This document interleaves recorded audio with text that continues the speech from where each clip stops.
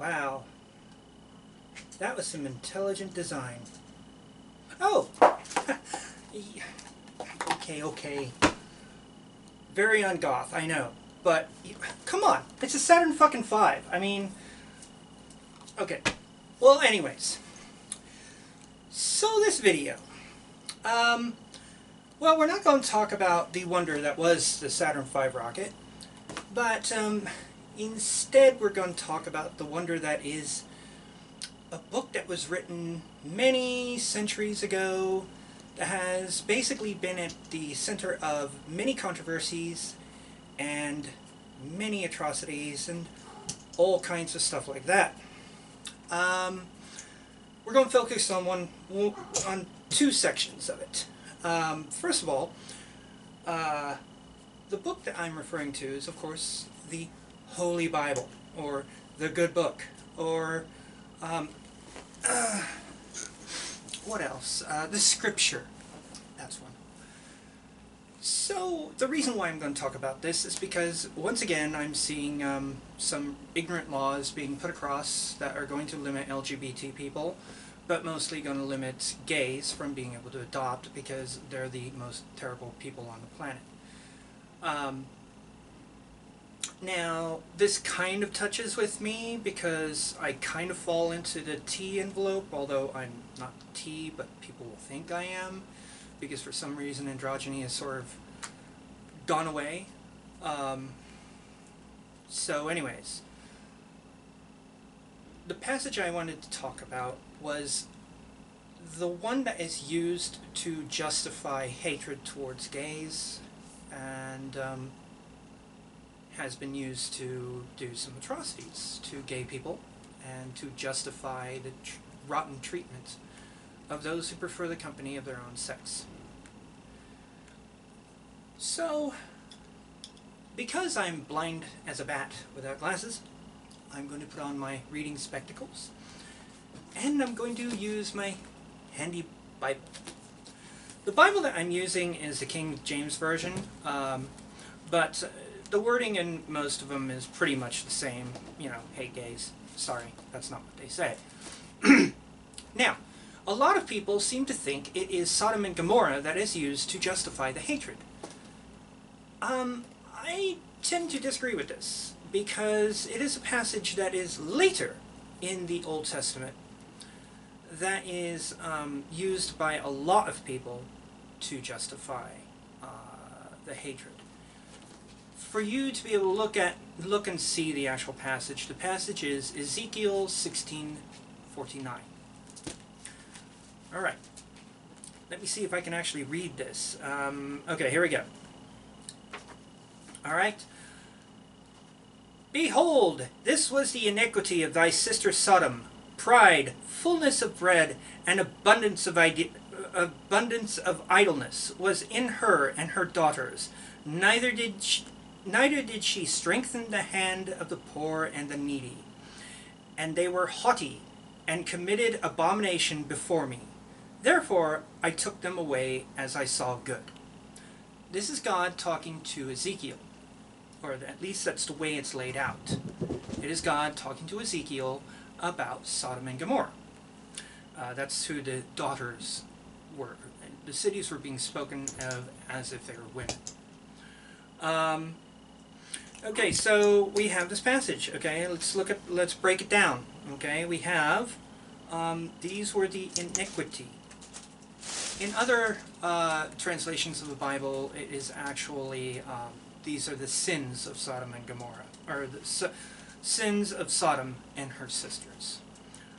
Pride, fullness of bread, and abundance of idleness. I'm going to stop there. Fullness of bread, I believe, means wealth, because in those days, having food and bread was a sign of wealth, because if you were poor, usually you couldn't get anything to eat and you were starving and all of that. So I'm going to take that as it means wealth. And abundance of idleness. Abundance of idleness, I would say that's leisure time. In other words, people didn't have to work all the time. People had, the society, I guess, got to a point where people, where things where things worked in such a way that people weren't working 24/7. Stuff was getting done, but it wasn't all the time, and people were able to enjoy their lives. I could be totally wrong about that, but reading that, that's what I think it says. Was in her and in her daughters, meaning both Sodom and Gomorrah. These two things were common. But neither did she strengthen the hand of the poor and needy. Okay, this I'm reading as Sodom and Gomorrah had all the wealth, had all the goods, and yet did not help the poor and the needy. Does that sound familiar? I think it does. I think it sounds very familiar. I think it does sound like the United States. Now, I'm not saying, oh, the end times are around. No. What I'm saying is, this passage here is about not helping the poor and the needy, and this was one of the things that God despised. Okay? And then passage 50, and they were haughty and committed abomination before me. Now this is the passage that is used to justify the hatred of gays. In other books, it is, in other translations of the Bible, it is, and all of those things that I see detestable. All those things are detestable before the Lord. Those are different wordings. And notice, all those things that are committed an abomination before me, therefore I took them away as I saw good. This is when God basically committed mass genocide. Let's not fucking play around here. He did. That passage of when Sodom and Gomorrah get destroyed is essentially God doing a nuclear strike against a full city of people. Okay? Alright. So Ezekiel, I think, is the passage that is used by the Bible thumpers and by people who want to hate. And that's what it is. They want to hate. And they use this passage to justify that hatred. Now, I'm going to go to the granddaddy of all stories, because Genesis 19 is Sodom and Gomorrah. It is the tale of Sodom and Gomorrah. Now, I don't know if people who are watching this video actually know what happened before Sodom and Gomorrah, but effectively, God and I think it was Abraham, you'll have to check on me on that, we're having a discussion, and just out of the blue, God says, I'm tired of this place. I'm tired of hearing about what's happening there, and I'm going to destroy it. And Abraham, who realized, wait a minute, my brother lives there, was like, whoa, God, are you sure you want to do this? I mean, what if there's 200 people there that are righteous? And God's like, well, if there's 200 people there that are righteous, then maybe I won't destroy it. And Abraham goes further. Well, if you don't destroy it for 200, well, what if there's 100? All right, I won't destroy it for 100. Well, what if there's 50? All right, okay, fine, 50. If there are 50 righteous people in Sodom, I will not destroy Sodom. Well, that's all well and good. How about 20? And basically, Abraham just whittles him down. And he whittles God down to, I think, 2. Let me see.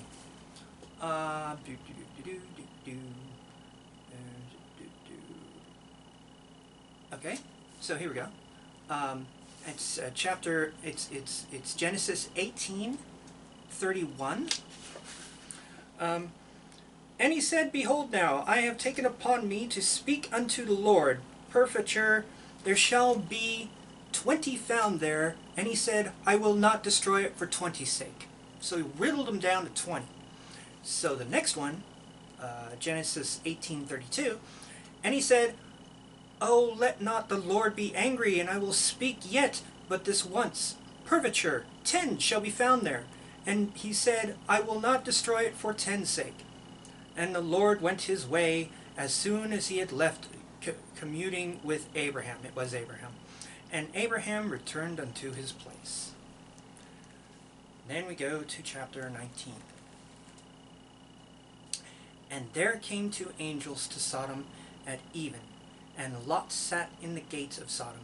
And Lot, seeing them, rose up to meet them, and he bowed himself with his face toward the ground. So he sees these two angels. Now, I'm assuming the angels were androgynous. They were beautiful, but male. They were beautiful, mixed creatures. So it's like, okay, so these two angels come up, and Lot, the brother of Abraham, by the way, sees the angels, and he's like, oh my God, they're going to get raped. I mean, seriously, okay? And that's what's happened. And then, and he said, behold now, my lords, turn in, I pray you, into your servant's house, and tarry all night. He's telling them, come into my house, come on, this is not safe, this place isn't safe. And tarry all night, and wash your feet, and ye shall rise up early in the morning, and go on your way. And they said, nay, but we will abide in the street all night. So the angels are being told, or being asked by Lot, you know, stay in my house. Don't stay out in the street. It's kind of dangerous. And the angels are like, nah, don't worry. We'll sleep on the street. Okay. And Lot pressed upon them greatly, and they turned in unto him, and entered into his house, and he made them a feast, and did bake unleavened bread, and they did eat. So they all had dinner. Okay. But before they lay down, the men of the city, even the men of Sodom, compassed the house, and found both old and young, all the people from every quarter. Okay. This is a troublesome passage. Why? All the men? Really? This is a city.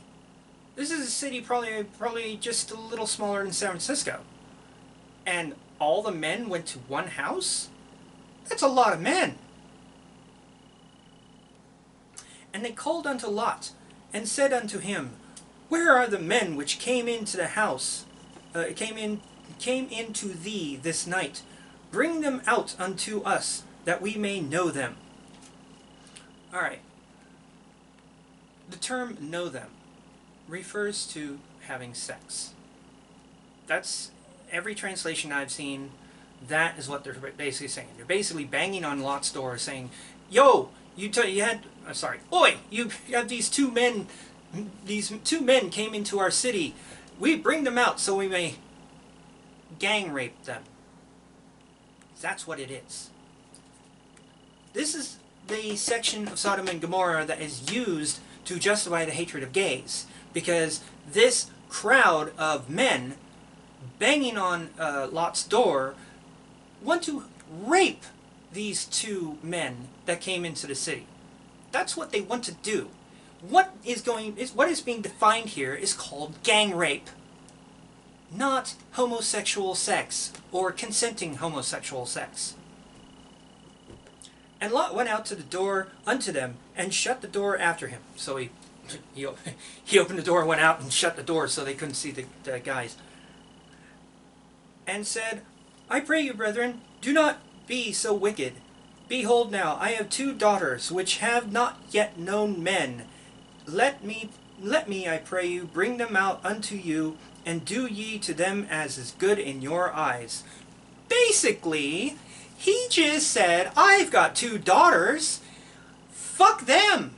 Here, have them. They're virgins. Do what you will with them. He basically said his daughters were, send his daughters out into this crowd of raving rapists. Raving fucking rapists. Lot just basically said, here's my daughters. Have them instead of these two strange men that I've only just met. This is a hero of the Bible, by the way. Okay, so,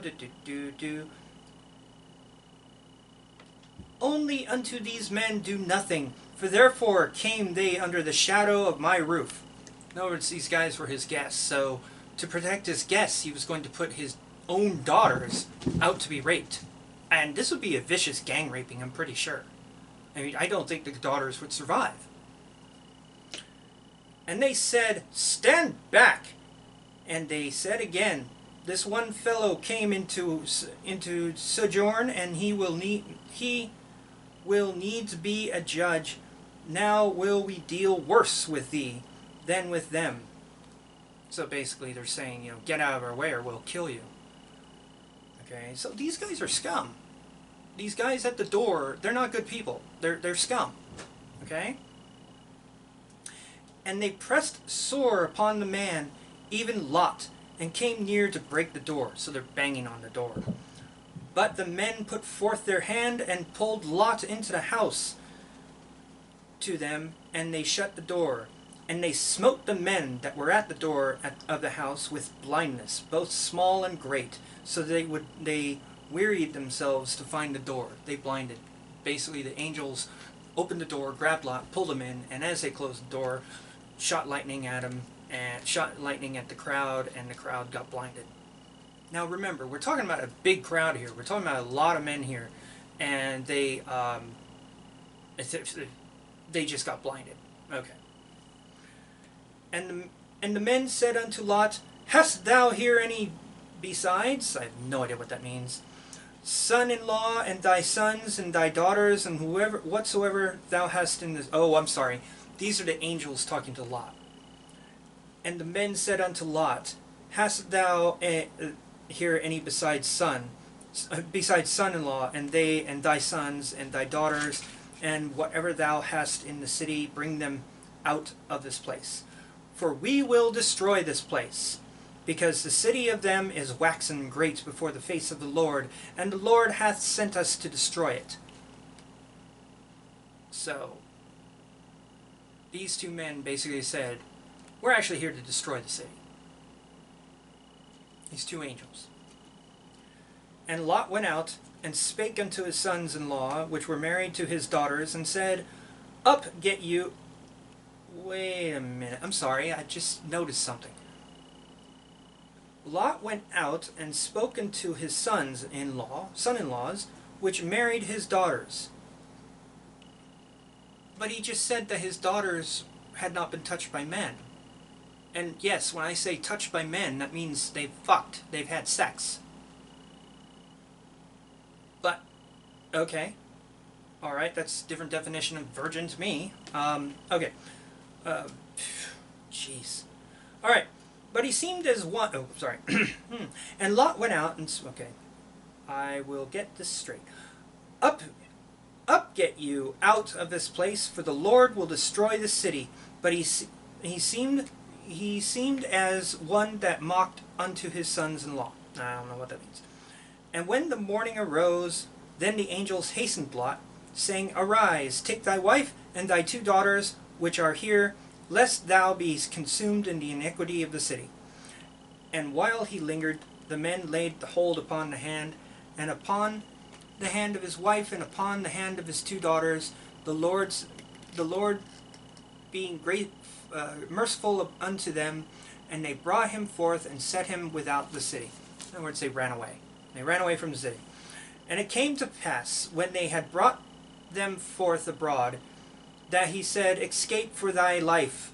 Look not behind thee, neither say thou in all the plain, escape to the mountain, lest thou be consumed. Run for the hills, or get burned." And Lot said unto them, "Oh, not so, my lord. Behold now, thy servant hath found grace in thy sight, and thou hast magnified thy mercy, which thou hast shewed unto me in saving my life, and I cannot escape to the mountain, lest some evil take me and I die." He's basically saying, I can't climb that mountain. "Behold now, this city is near, flee unto, and is the little one. Oh, let thee escape thither. It is not a little one, and my soul shall live." He's basically saying, I can't climb that mountain. I'll just go to this city. And he said unto him, "See, I have accepted thee concerning this thing also, that I will not overthrow the city, for thee which thou hast spoken. So basically, Lot is asking, I'd rather go to this city, and could you please not destroy it? Haste thee, escape thither, for I cannot do cannot do anything till thou become thither. Hither, thither, just ways of saying there, here, there, I guess. Therefore, the name of the city was called Zor. The name of the city which Lot and his family were running to was called Zor. The sun was risen upon the earth when Lot entered into Zor. So they made it to Zor. Now, Genesis 18:24. Then the Lord rained upon Sodom and Gomorrah brimstone and fire from the Lord of the heaven. Now, at first, all of this is about Sodom. There was no mention of Gomorrah. And yet, all of a sudden, not only does God waste Sodom, God also wastes Gomorrah. Up until then, it was about Sodom. How did Gomorrah get into this? Well, doesn't matter. Collateral damage, I guess. You know, all I'm thinking is this was a nuclear strike. Though, of course, there's no radiation or any sign of that. But people have found where Sodom and Gomorrah were, and they have supposedly found, like, completely burned out items there. Just like everything that can be burned is burned. Brimstone apparently does this. Sulfur. Brimstone is sulfur, by the way. That's what it is. And he would overdrew those cities and all the plain and all the inhabitants of the cities and that which grew upon the ground. So basically, God just wasted everybody. Even if there was a really good person that didn't go to that door and was like just sleeping, yeah, that person got wasted too. This is horrendous. When you actually read Sodom and Gomorrah, it is a horrendous story, because when you realize what they're talking about, you know. Let's go back in recent history, Hiroshima, right? Hiroshima, when we dropped an atomic bomb on Hiroshima and blew it up, there were people living in that city that had nothing to do with the war. They were just people living. They were just animals and critters and people and babies and elderly people who wanted nothing to do with the war. But because they were Japanese and because they lived in Hiroshima, bye-bye, you just got blasted into pieces. Actually, you didn't get blasted into pieces, you got evaporated. And that's what Sodom and Gomorrah is. Now, I'm done reading. Oh wait, let's get to the really good part. Oh wait, no, not a really good part, but you know, one part that just makes you go, huh? Then the son, okay, But his wife looked back from behind him, and she became a pillar of salt. Chalk another one for God. For some reason, because she looked back to see what all the commotion was, she got turned into a pillar of salt. What the fuck? Alright. That shows the respect I have for that story. That shows the respect I have for people who use that story to justify horrible things. Fucked up things. That story is also used by Islam to justify what they're doing to gays in those cities. In those areas.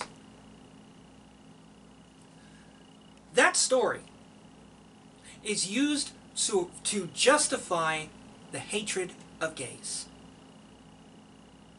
Ezekiel basically says that story was not about gays. It was about the city being haughty, being rich, being well off, and the people in there being well off to the point where they don't have to work all the fucking time. Yet allowing the poor to suffer. Also, it was about inhospitality. it's kind of inhospitable for people who visit a city to basically be threatened with gang rape.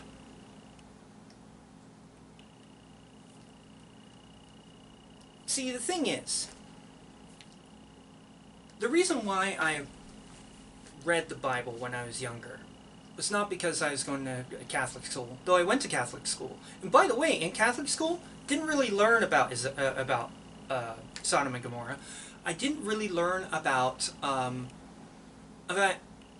lot of that stuff, or maybe I forgot it. I did learn about the teachings of Christ, and the way it was laid out there, Christ was an all-around swell guy. That's what I say about Christ. I say, he's an all-around swell guy. But I grew up when in the 1980s.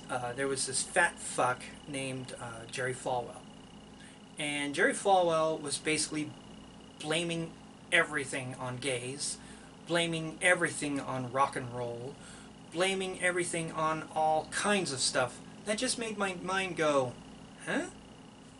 What are you talking about? I also heard my dad saying stuff about gays and how awful they were, and how they were against God and all of this sort of stuff. And once again, I was just like, you know, I didn't even really know what gays were. I just knew that there were two. It was people, usually two men, that loved one another. And even back then, I was like, okay. I didn't know about the sexual intercourse that gay people had. And I'll admit, when I first heard about it, I was just like, oh, okay, not for me. You do what you want, but ugh.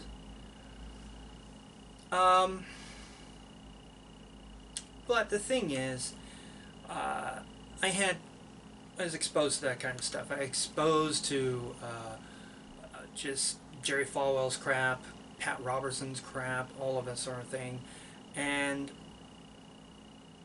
But one thing that sort of ticked me over to actually read the Bible was when my girlfriend and I were heading off to the goth club in San Francisco, and we were accosted by a homeless gentleman.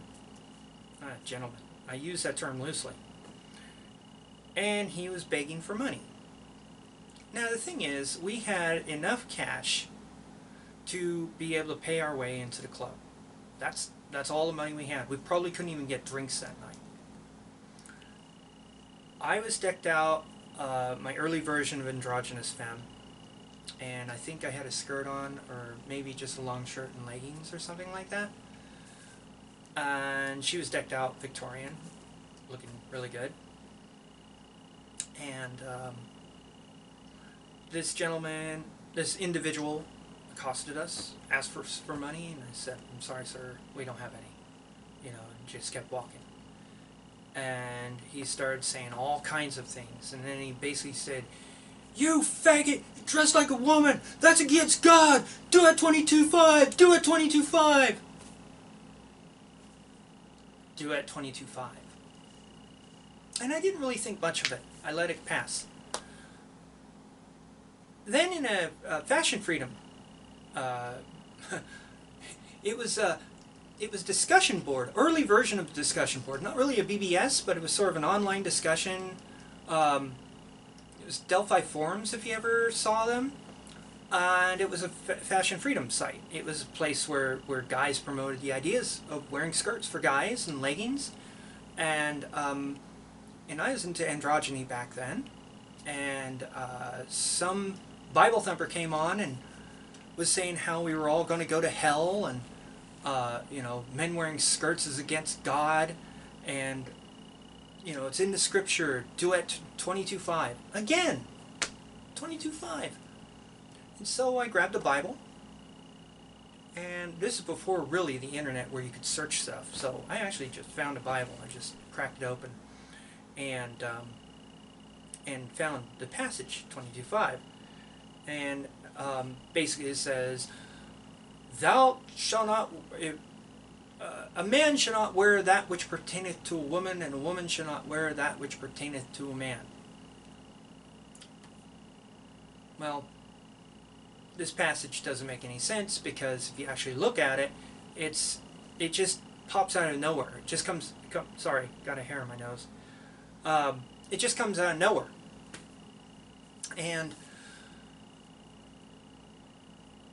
I read further, and it just made no sense. It's like, well, why are you talking about taking care of birds on the street and nests, and if you come across a nest, put it back in the tree, and all of this kind of cool stuff, and then just all of a sudden this passage that just comes out of nowhere. It totally comes out of nowhere. I mean, damn, sorry. Cat hair. Cats. I love cats, but their fur gets up your nose, and man, when you're trying to talk and your nose vibrates. Okay, anyway. So, I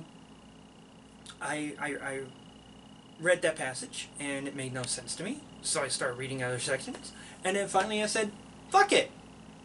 I'm going to read this whole damn thing. And that's what I did. I read it almost cover to cover. I did not really read all that much of Paul, because to me, Paul makes no sense. Why the church follows Paul makes no sense to me, considering he was a Jew. I think he was a Jew that was on his way to Damascus to kill Christians. He was a murderer. He was a killer. And he was on his way to Damascus to kill more Christians. And on his way there, a light popped into the sky, and all of a sudden Jesus is talking to him and saying, why are you doing this? And okay, whatever, dude. You're out in the desert, you're out in the sun, and I think you had a hemorrhage, and bam! I could be completely wrong. Maybe this story actually happened. But you know what? I don't care. Because earlier in the Bible, Christ says, there shall be no one to follow me. And there were 12 apostles. That was it. They were the ones to spread the word. Paul never knew Christ. So, I didn't really read those sections. I didn't read them fully. Perhaps, maybe I will. I don't know. And I read Revelations. You want a brain trip? Read Revelations.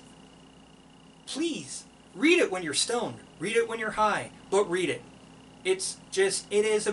Actually, you don't need any drugs. Because the damn book is a mind trip in itself. So anyways, I have read the Bible. From the cover to a little bit after Christ dies. After Christ dies on the cross and rises to heaven.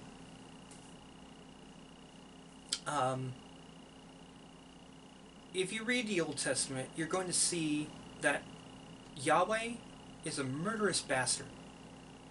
Moses was a murderous bastard. They went about, Moses went about with his tribe of people, killing everything that they could, and saying it was the name of God.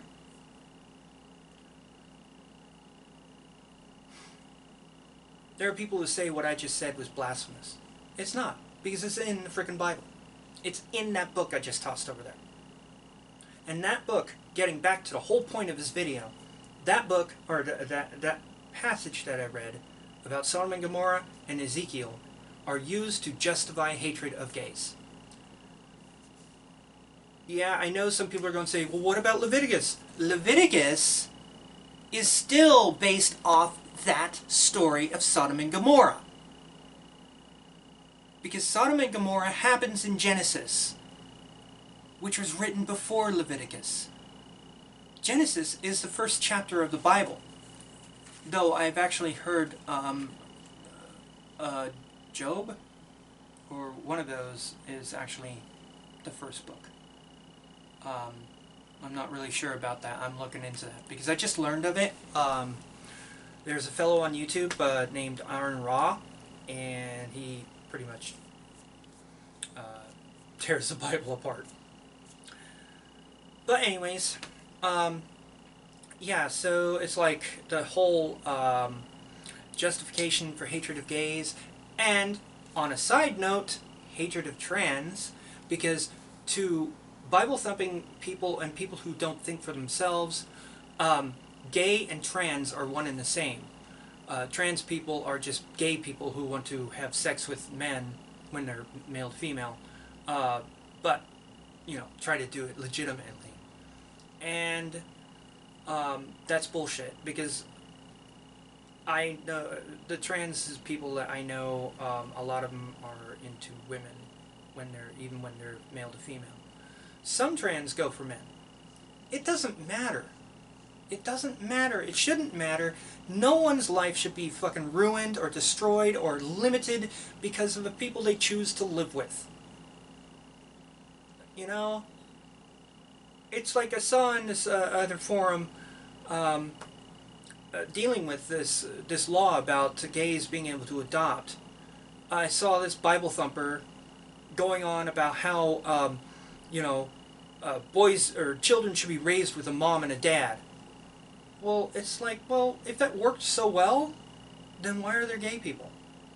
Because gay people were raised by a mom and a dad, usually. You know. Or they're raised in single-parent families, but it still took a man and a woman to get together for the chemistry to happen and for the child to be born. So anyways, I'm done with this video. I'm going to read about real creative design. I hope you enjoyed it. I was a little bit more candid than normal. And, oh, also, I have a lot of friends who watch the videos and they comment on my Facebook page. I would really like people to comment on my videos. The reason why is because I think that's how I get more traffic. Because I'm trying to actually start a YouTube thing. But as for a while I gave up because I only have like 1 or 2 watchers. And, you know, I mean, I'm sure there's going to be jerks and that sort of stuff. But also I'm hoping to get more people to watch my videos. And only way that's going to happen is for, I think that's how the algorithm works, is the more people comment, the more people will see it. The more it'll pop up in the watch this next thing. So, yeah. So, please comment down below. Also, suggest ideas. I've got another video coming up concerning an article I saw about how girls are able to act boyish, but boys, if they act girlish, are bad. Well, we're going to go into that as well, for obvious reasons. So, there we go. That's the video. Once again, I'm going to get real creative design, and I hope you have a good day.